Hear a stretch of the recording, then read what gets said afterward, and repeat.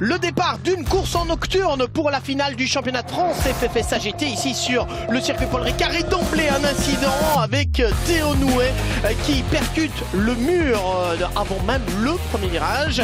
L'Aston Martin des champions d'Europe GT4 dans la Silver Cup, Théo Nouet et Valentin Sclo qui est fortement endommagé. La course est neutralisée bien évidemment.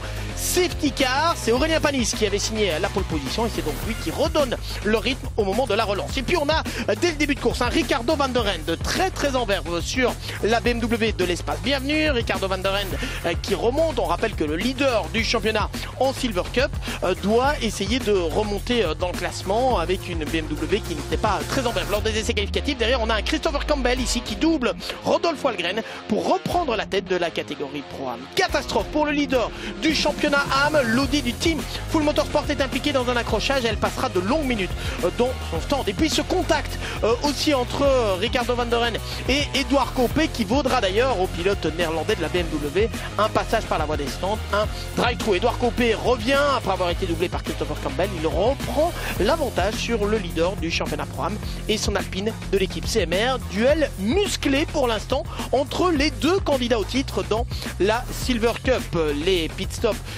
obligatoires et on a eu un drive-thru aussi pour la numéro 42 qui est la voiture de l'équipe Saint-Éloque. Pit stop obligatoire, changement de pilote à la mi-course bien évidemment. Benjamin Lessen qui repart après avoir relais Ricardo van der Ende et le duel reprend de plus belle. Cette fois c'est Fabien Laverne qui est au volant de la Mercedes numéro 2 et qui prend ici l'avantage dans le virage du pont.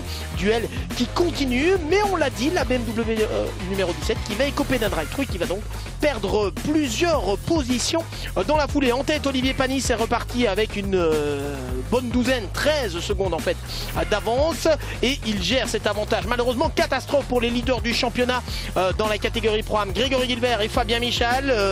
Probablement une panne d'ABS pour l'Audi Saint-Éloque Racing qui est rentrée dans son stand. Elle repartira mais elle termine en dehors du top 10 et ne marque donc pas de points. Il n'y aura pas de titre ce soir pour l'équipage qui conserve néanmoins la tête du championnat. En tête Olivier Panis lui s'envole vers la victoire pendant que Jim Pla qui essaie de remonter vers le podium de la catégorie Pro-Am accroche ici Grégoire de Mousquier, la Mercedes numéro 87 qui écopera d'une pénalité pour cet incident. Et puis un autre incident et celui-là va retourner la situation en Silver Cup. Une touchette dont est victime Fabien Lavergne sur la Mercedes numéro 2, suspension cassée, c'est l'abandon pour la Mercedes CD Sport. Victoire de la Toyota CMR, tous les championnats restent ouverts. On se retrouve ce dimanche pour la toute dernière course du championnat.